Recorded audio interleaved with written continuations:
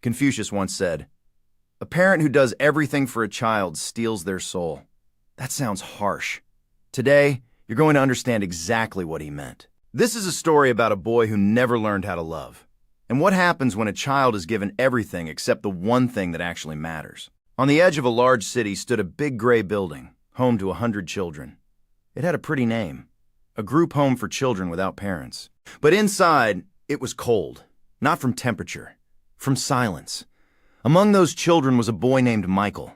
He had large gray eyes that showed nothing at all. He didn't cry. He didn't laugh. He just existed. Every morning, wake up at 6, cold water washing, breakfast, porridge and bread, then school, then lunch, then homework, then sleep. Day after day, year after year. There were 3 caretakers for 100 children, exhausted women with tired eyes. They didn't hit the kids, but they didn't hug them either. They just made sure no one ran off and everyone got fed. Michael slept in a room with 20 other boys. Iron beds, gray blankets, bare walls. At night, he'd hear the younger kids crying quietly into their pillows. At first, he cried too, calling for the mother who'd abandoned him. No one ever came. After a few months, Michael stopped crying. He'd just lie there, staring at the ceiling. His heart learned not to feel. When Michael was 5, a woman came to the group home. Her name was Anna. She wanted to adopt a child. A caretaker showed her a few kids. Michael sat in the corner, stacking blocks one on top of another. Silent, mechanical. Anna walked over. "Hi there. What's your name?" Michael didn't look up. "Michael," the caretaker answered for him. Quiet, obedient. "Doesn't cause trouble." Anna crouched beside him, reached out to stroke his hair. Michael flinched and pulled away. "Don't be scared," she said gently. "I won't hurt you." But Michael didn't know what "I won't hurt you" meant. He only knew that touch meant danger. A month later, Anna brought Michael home. She set up a beautiful room for him, bought him toys, cooked his favorite meals, read him bedtime stories. She did everything for him. Dressed him, fed him with a spoon, even though he could already do it himself, packed his school bag, solved his homework problems for him. He suffered enough already, she thought. Let him not have to do anything, for once. But Michael wasn't happy. When she tried to hug him, he'd go rigid, standing like a statue until she let go. When she said, "I love you," he stayed silent. When she kissed his forehead goodnight, he'd close his eyes and wait for her to leave. Anna cried at night. "What am I doing wrong? Why doesn't he love me? I give him everything." But the problem wasn't what she was giving him. It was what she wasn't. A year passed. 2, 3. Michael went to school, did well academically, was polite and obedient. But he didn't make friends with his classmates, never went to birthday parties. When someone tried to talk to him, he'd answer briefly and walk away. His teacher called Anna in. "Your son is odd. He doesn't play with the other kids, sits alone. I'm worried something's wrong." Anna took Michael to see a psychologist. The specialist spent a long time talking with the boy, then called the mother into his office. "Your son has an attachment disorder," he said quietly.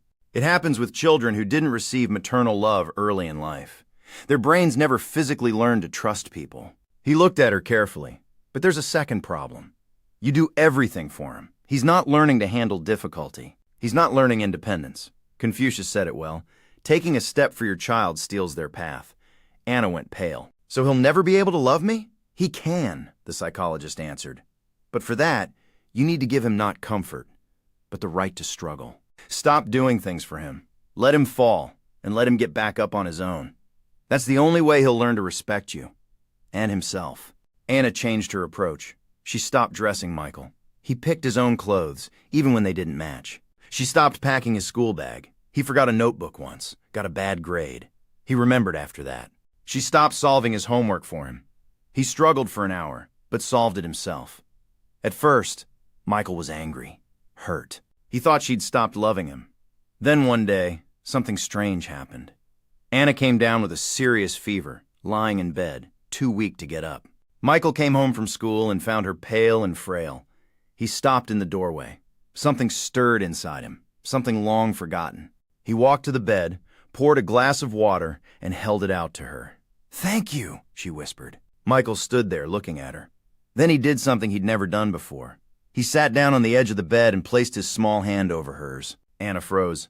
"Mom," Michael said quietly, "you're going to get better." It was the first time in 5 years he'd called her that. She started crying, and Michael sat beside her, holding her hand.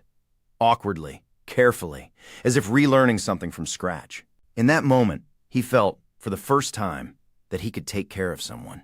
That he was capable, that he was needed. 10 more years passed. Michael grew up, finished school, went to college, made friends. Not many, but real ones. He still struggled to express emotion, still feared closeness. But he'd learned to hug his mom, learned to say thank you, learned to smile when he was happy. Slowly, painfully. But he'd learned. One evening, they sat in the kitchen, drinking tea. "Mom," Michael said, "remember when you stopped doing everything for me? I thought you were abandoning me, just like my first mother did." Anna stayed quiet. "But now I understand. You weren't abandoning me. You were giving me what the group home never did. Not comfort, the chance to become a person." He looked at her. Confucius was right. A parent who does everything for their child steals their life from them. "I didn't love you when you pitied me. I started respecting you when you believed I could handle things myself." He squeezed her hand. "Thank you for not giving up, for giving me the right to struggle. Without that, I would have stayed empty." Confucius taught that excessive help isn't an act of love. It's a form of destruction. It sounds harsh, but it's true. A child who's given everything doesn't learn gratitude. They learn to demand. A child for whom everything is done doesn't learn respect. They learn to look down on their parents' weakness. A child who never faces effort will never know victory. And parents who dissolve themselves entirely into their children end up alone in old age because they raised a consumer, not a person. If you have children, don't do everything for them.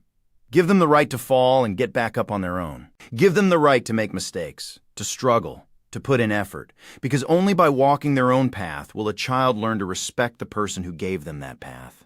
Love isn't sacrifice. It's the wisdom to give freedom. And if you grew up without love, but with overprotection, know that you're not broken. You can learn independence, even if it's hard, because inside every one of us lives a strength that no one ever woke up, and it's still waiting for its moment. Tell us in the comments, did your parents do everything for you? And how did it shape your life? If this story moved you, like it, subscribe, and share it with someone who needs to hear it. And remember, the best parent is the one who teaches you to stand, not the one who carries you.